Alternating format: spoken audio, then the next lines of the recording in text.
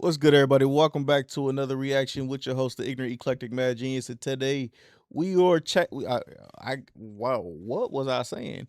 We are about to check out Flacco's channel again with another reaction. And I guess some stuff is going on with Kevin Hart. Lord knows, I don't pay attention no more. I stopped really watching comedy stuff.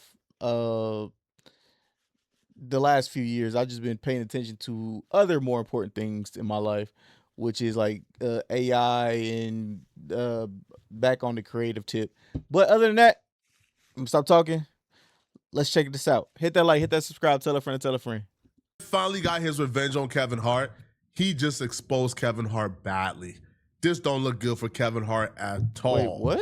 It exposed Kevin Hart as a sellout. It exposed Kevin Hart as a pathological liar.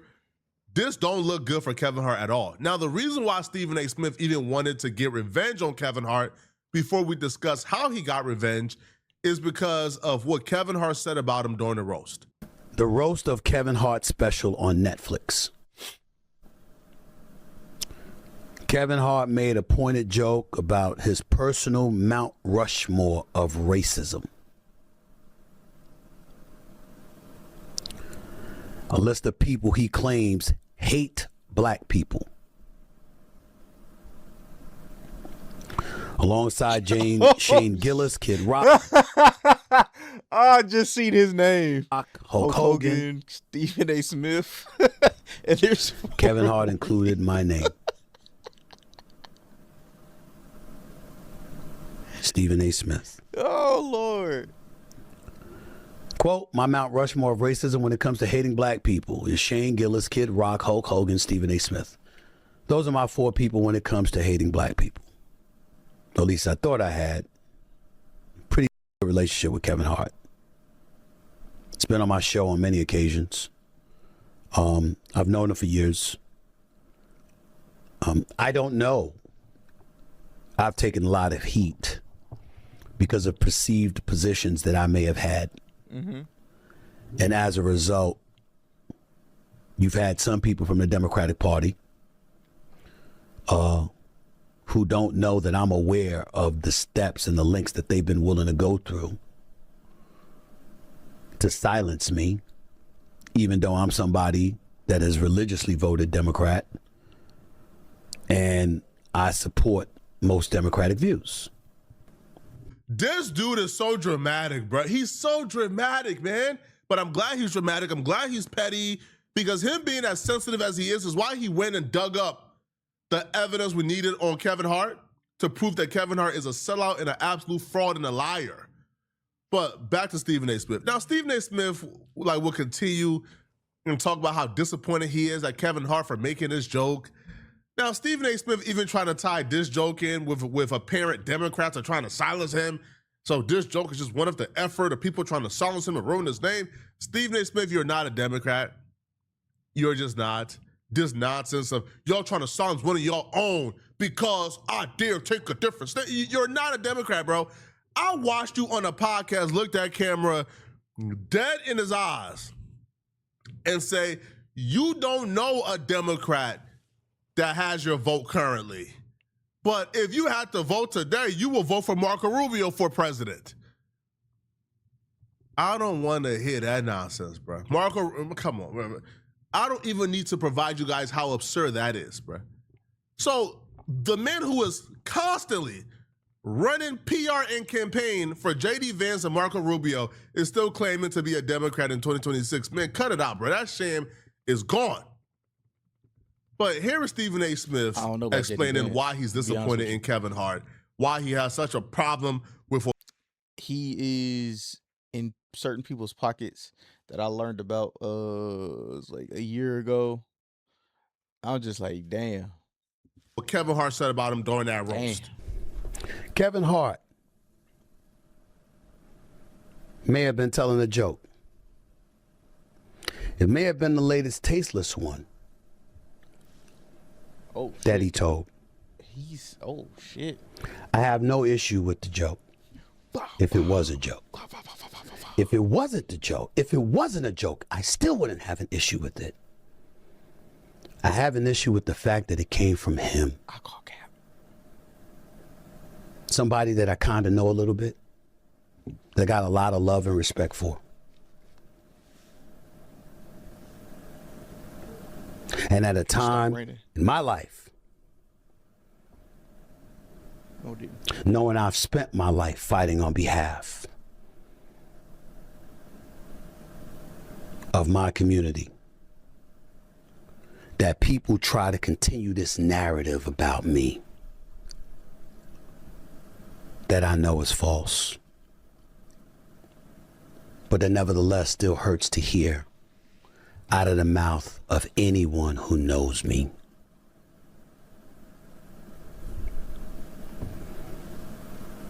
I could respond more vitriolically, but I won't. More incendiary, but I won't.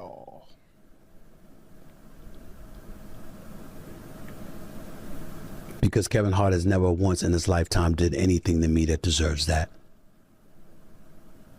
And he's too good of a brother and too good of a human being for me to even consider doing something like that.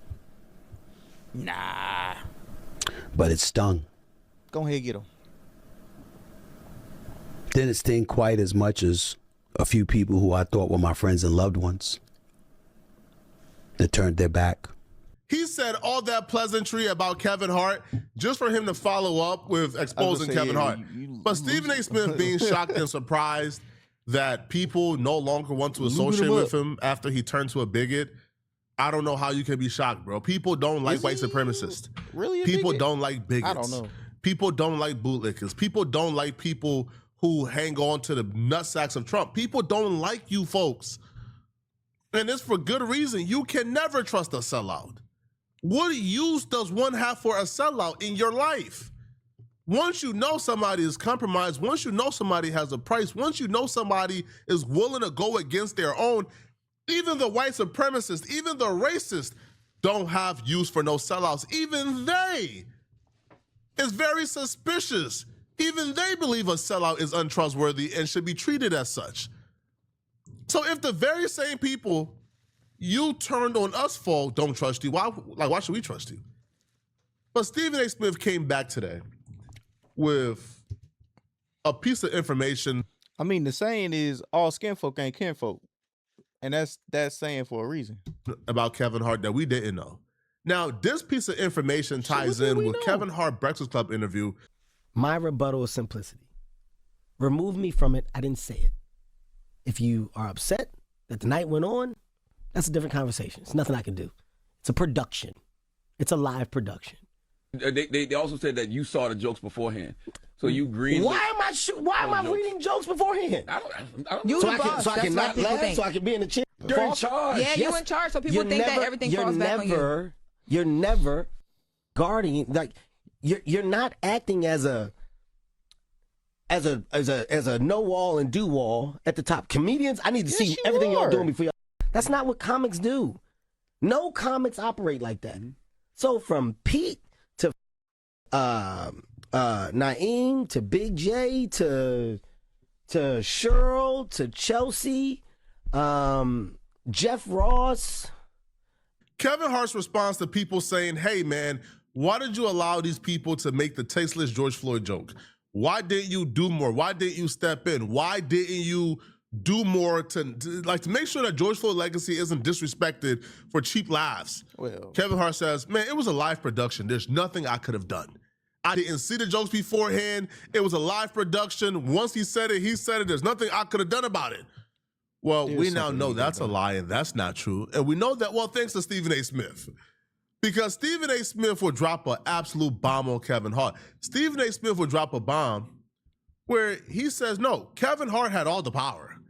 Like, Kevin Hart, right, approved for 18 jokes to be removed from the Netflix comedy special. So Kevin Hart approved that 18 jokes get removed, but Kevin Hart did nothing about George Floyd being disrespected, and then came on the Breakfast Club and disrespected us in our faces by telling us there's nothing he could have done.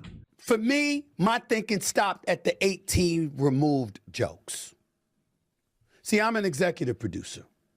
I executive produce First Take. I executive produce my Sirius XM shows. I executive produce shows on my YouTube channel. I'm not watching every little thing because I have producers who work under me, and sometimes when stuff is happening in real time, you know what? I'm not there to catch it. I trust that they will. But if I'm watching something, I certainly have the power to make sure that it's edited out. I can tell you that much. And if Kevin Hart, as the executive producer, had the power to edit stuff out, which he did, and you left those jokes in, but you took out the Melania Trump joke, we got a problem. I don't know whether that's true or not. I'm taking D.L. Hughley at his word because I didn't watch the whole episode. But I'm taking D.L. Hughley at his word, and he would know. This is his lane.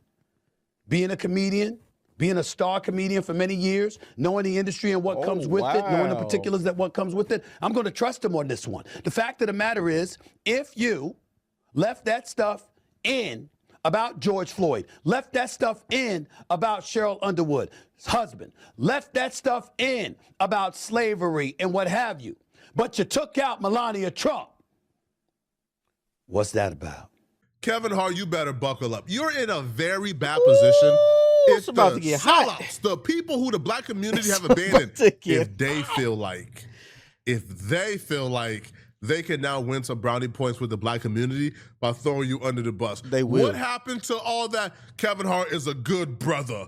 I'm not going to throw him under the bus. I'm not going to do that. What happened to that? It took about 3 days before he found some real dirt on you to come back on his show and get at you. Bah. Because if they feel like they can win some points over with the black community, they're going to.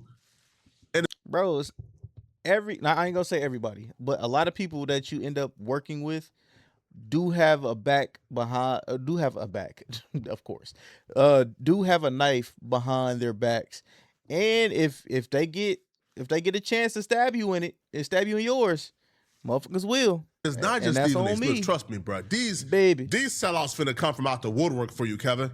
It's over with. Now, if Kevin Hart, first off, I believe this 1,000%. Of course, they took out jokes about Melania Trump. Of course. Yeah. They don't want that smoke. They don't want that smoke. They just don't. And I guarantee you, okay, I can't guarantee you, but I'm pretty sure Netflix was probably the ones that wanted to take that joke out. No, it might have been both. It might have been. I'm over here trying to give Kevin Hart a pass, but it could have been just Netflix. But I'm pretty sure it might have just been both Netflix and Kevin Hart to take that joke out. They see what happened with Jimmy Kimmel. They don't want that smoke. Kevin Hart don't want that smoke. Kevin Hart don't want the brunt of Trump to come on him.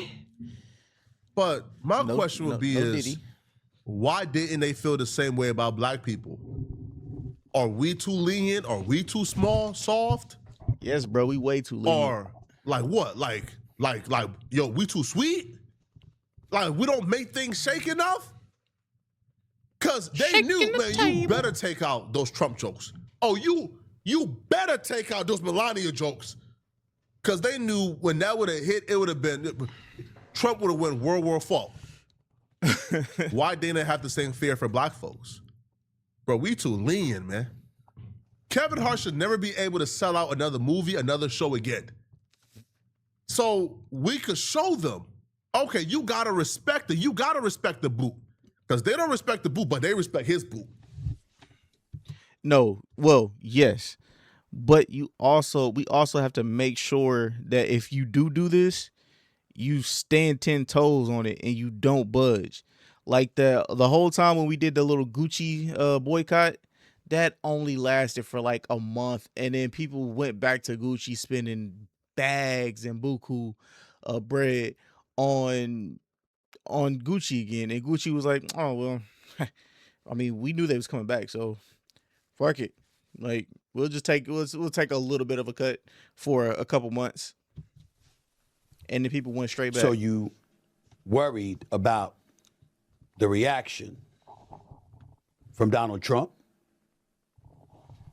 and how he might believe something is tasteless, but you're not concerned about the black community and how they would feel about things? Yes, sir. As it pertains to George Floyd, slavery jokes, Cheryl Underwood's husband committing suicide with her right there on stage, etc.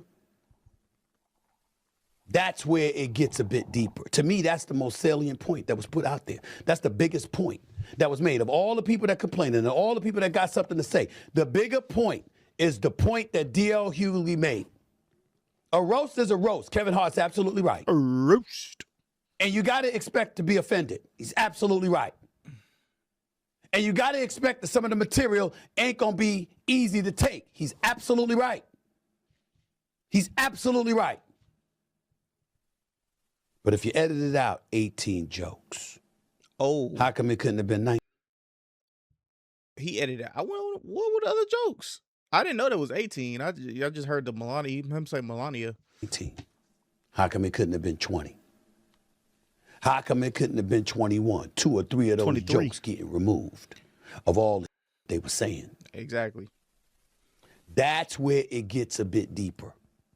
And that's where I think people have a right to be in an uproar over the George Floyd jokes, over the slavery jokes. Cat Williams might tell us a joke, but he will never tell us a lie. Go back and hear what he had to say about Kevin Hart, and you tell me if what Cat Williams had to say about Kevin Hart during that Shannon Sharp interview, was that a lie? Do this situation not prove it? Do this situation not prove what Kevin Hart is willing to do to be in proximity to the power players, to the power brokers, to whiteness? Does this not prove what Kevin Hart is willing to accept, what Kevin Hart is willing to sell out for? This man had every opportunity to protect black people, to be a strong black voice in the room. Kevin Hart was the most famous person in that room in terms of the comedians. Kevin Hart was the most powerful voice in that room. But Kevin Hart belittled himself, diminished his voice to make the white supremacist feel comfortable. Tony Hinchcliffe is a white supremacist. Let's just be clear here. Like 1,000%, no joke. He's a white supremacist. We've seen enough. But he diminished his own voice to make the white supremacists feel comfortable. Man, Kevin Hart should be, this is just shameful. Woo-wee. Y'all let me know in the comment section. Y'all let me know what y'all think in the comments down below, man. All my Philly people, shout out to my people from Philly. Let me know what y'all think about one of y'all owns. I really would like to know. I'll catch y'all on the next one, man. Love each and every last one of y'all. Hit that like, hit that subscribe, and like usual, the original video will be in the link in the description below. I'll catch you on the next one. Peace.